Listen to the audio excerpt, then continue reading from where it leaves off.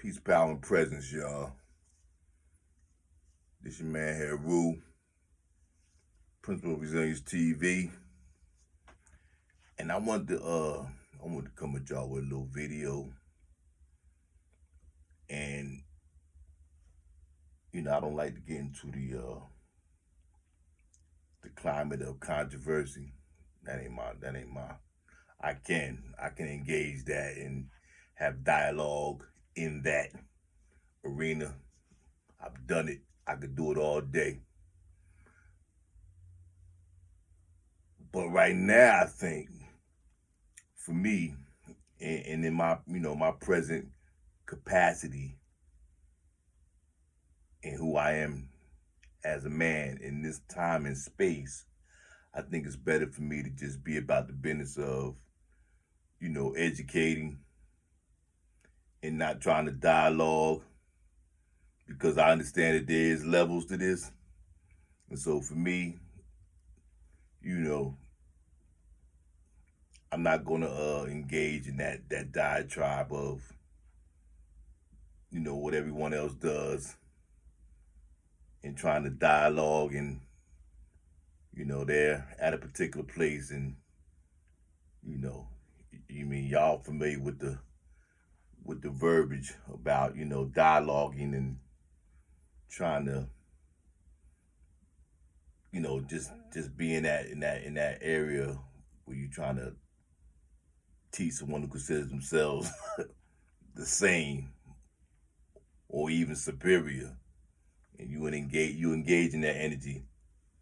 You know what I mean? That's just a kind of a disaster waiting to happen.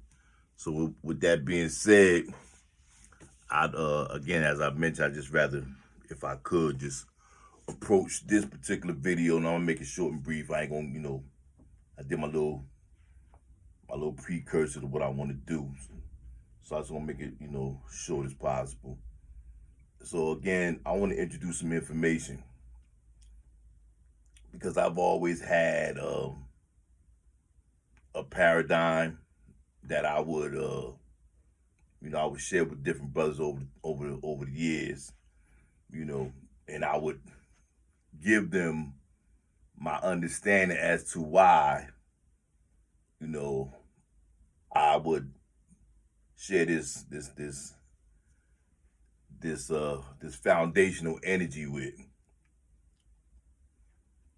I would give them my reason. I would give them my reason as to why, this was my particular set of mind at the time.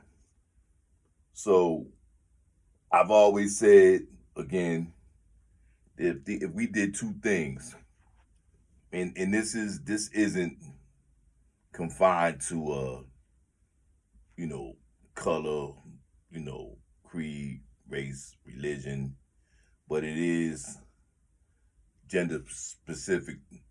You know, it could be construed and seen as gender specific. If we men did two things, then based on, again, my premise and me putting this energy out there, if we did those two things that I'm about to mention, the world would be entirely better. The world would be entirely better if we were to just do two things as men.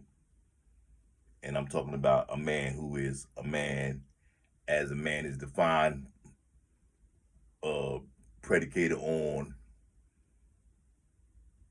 what men do and how men function in a world that is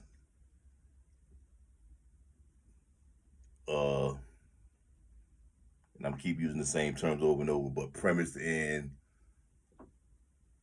a way of thinking that is not so postmodern. So, I'm just just a man's man, so to say. If a man's man did two particular things, the world will be entirely better. And those two things are as follows. Firstly, if a man would learn, or and it's not to say that men don't, but I'm just talking about in mass.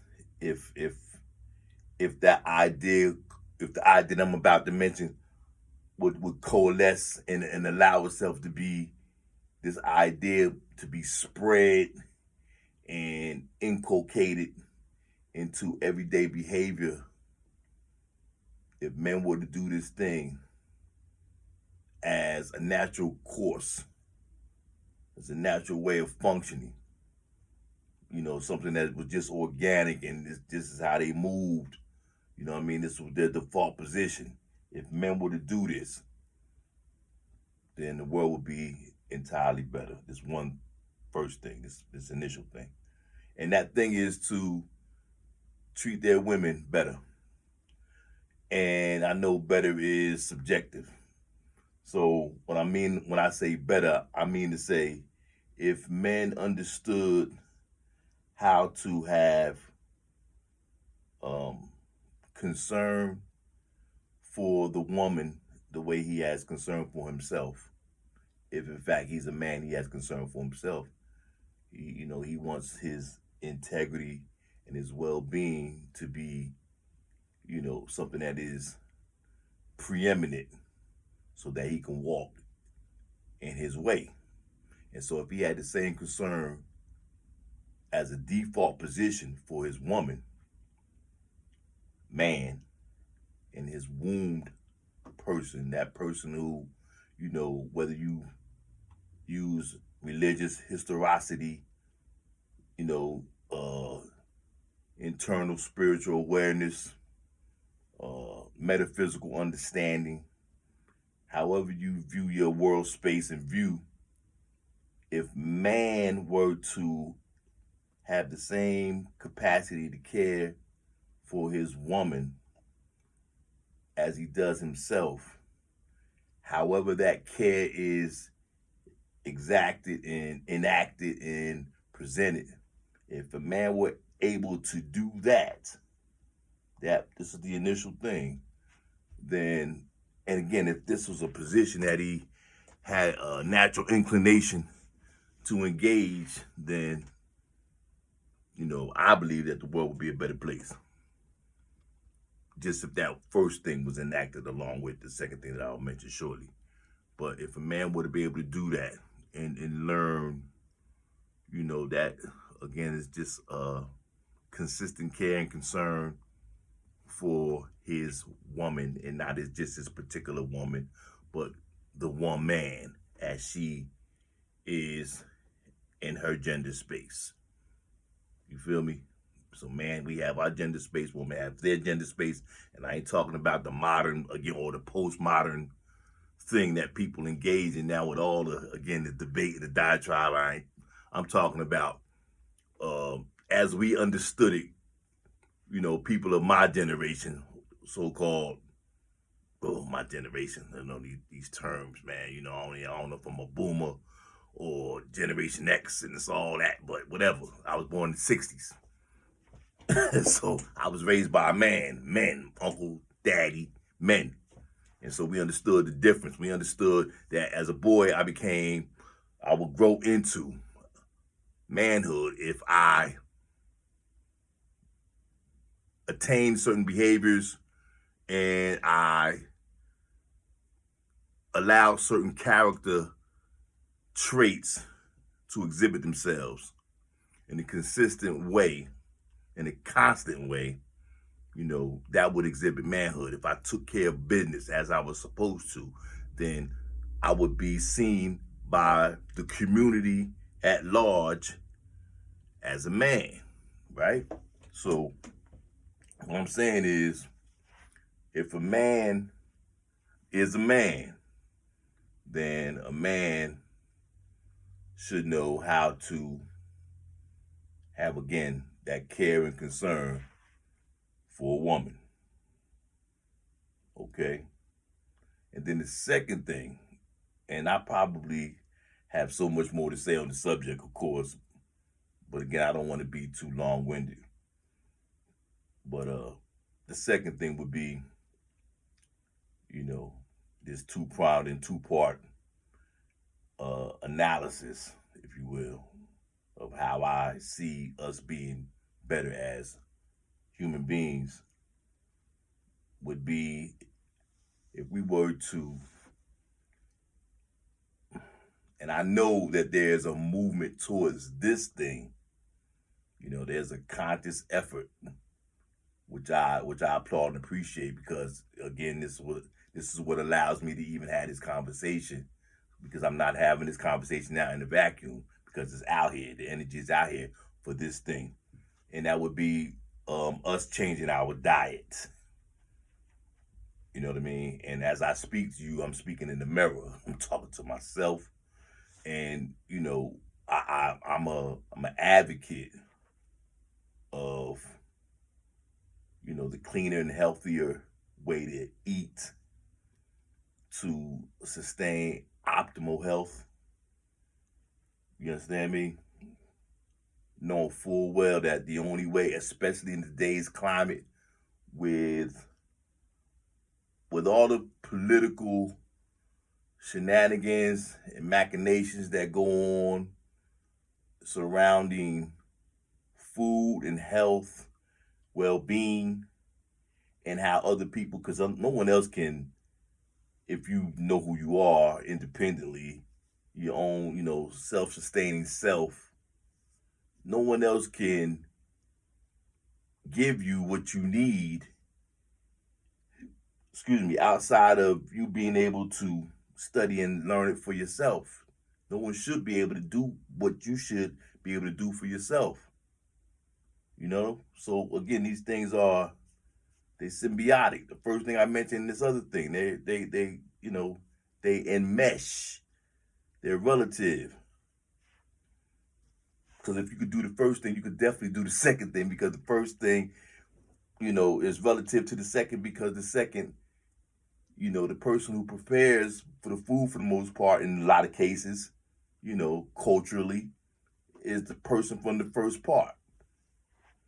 And so if you educate yourself, then you educate the person from the first part as well on how to prepare food for you, your immediate, your extended family, your community, on how to eat to, again, sustain and obtain, again, optimal health.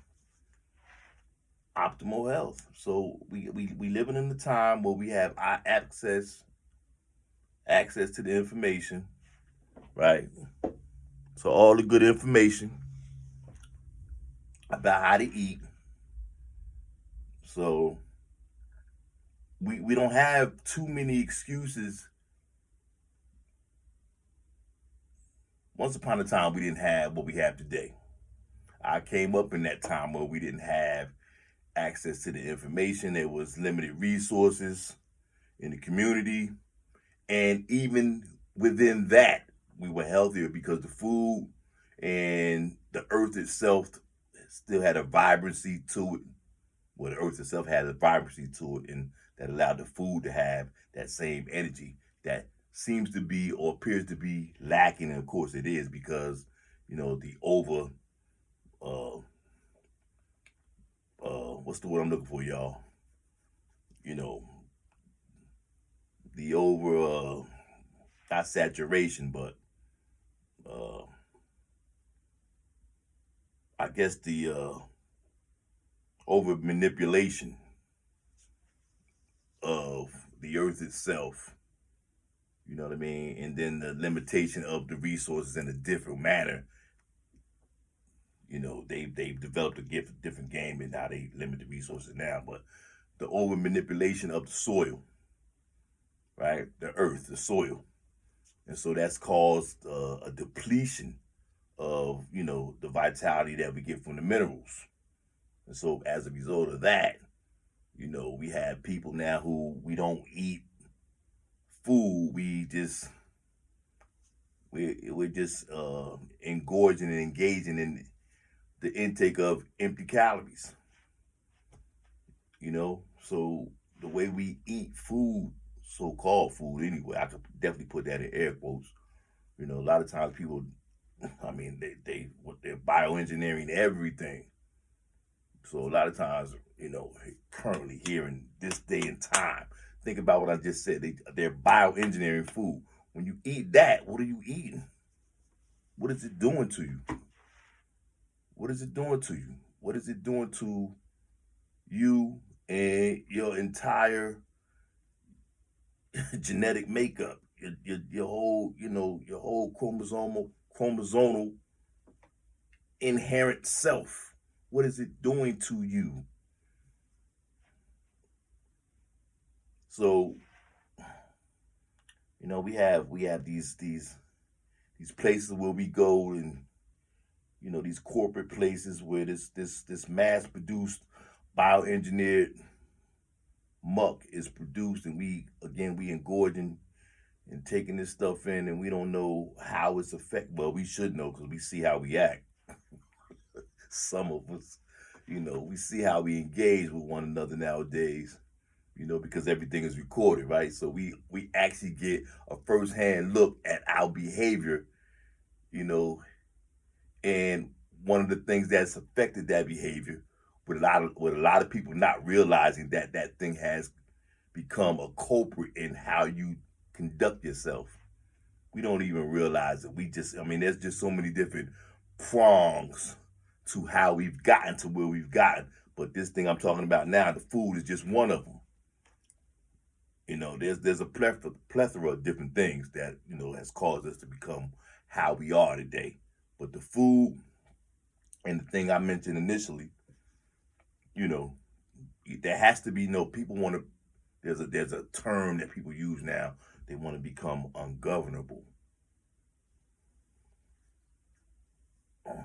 Imagine that. So imagine that. Now you're saying that you want to be essentially a savage. That's another term that people use in colloquialism as something that is considered something that is attractive. And you should have some affinity towards being a savage. This is the mindset. You know what I'm saying? And so the way we engage with that fairer gender, not fairer gender, fairer gender, and how we intake what should be substance has a direct bearing and effect on who and how we engage in totality in the world. And I can say that, without any fear of what I'm saying to be controversial. It's not. It's relevant. It's factual. It's here. We see it all the time. We see that because men aren't showing not deference, but showing compassion in the form of masculinity to their women, not machismo, not mean spiritedness, masculinity. And if you don't understand what that is, look that up, look that term up, define it, and then move accordingly. So if men not showing masculinity to the feminine, then everything else crumbles in the face of that. And this is where we are, except for the cases that's not that way. So those two things, the way we treat our women and the food that we intake, if we were to change our diet and change our condition towards our women, I think we do a lot better. So I want to close this little session out, and I hope I help somebody, inform somebody. If not, you could leave it in the comments. Either way, but I did what I'm supposed to do. I ain't taking it back. I said what I said because nothing I said was offensive. It should have been informative to those who have ears to hear. Now, I'm going to offer up some information because what I'm talking about is relative, or what I just discussed is relative to this information. All right. This first thing, and it's some, it's a book I've read. I read all the books. So I got a little library. I got a lot more books, but I can't put them up until I get me. I'm gonna have to build me another shelf because that's not a build. That's something I purchased, and I'm taking that down. I'm gonna build. Well, I got one. I'm building now, but I'm building 2 shelves, and I could put all my books up. But anyway, this book right here is called Nutricide, and this is by Llaila Afrika. All right, and this book, it gives a detailed analysis breakdown, if you will, about how everything I tried to impart is being done negatively, impacting us negatively, or not being done for our benefit. And so you got to learn how to take in, your proper nutrition so you can have optimal output. So Nutricide by Llaila Afrika. That's one read. And then this read is Infectious Madness by Harriet Washington. Okay. And she also wrote another book that I gotta find it. It's right here somewhere, called Medical Apartheid. Okay.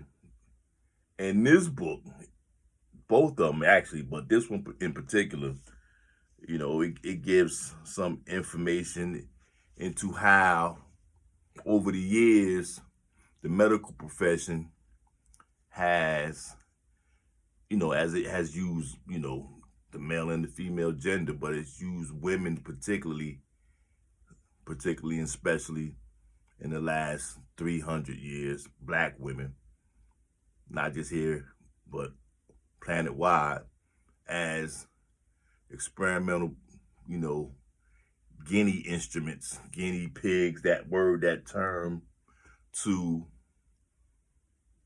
allegedly learn more about anatomy. And,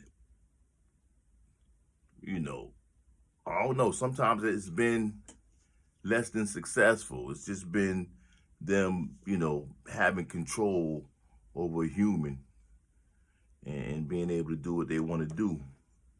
I know y'all, a lot of people who are read, they know about the woman from Baltimore, who about 60, 70 years ago, maybe, her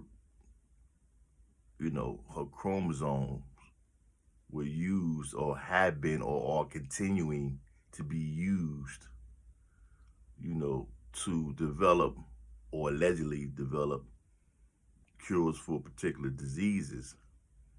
And it's called the HeLaX, if I'm not mistaken. And they just continue to replicate, her genetic material.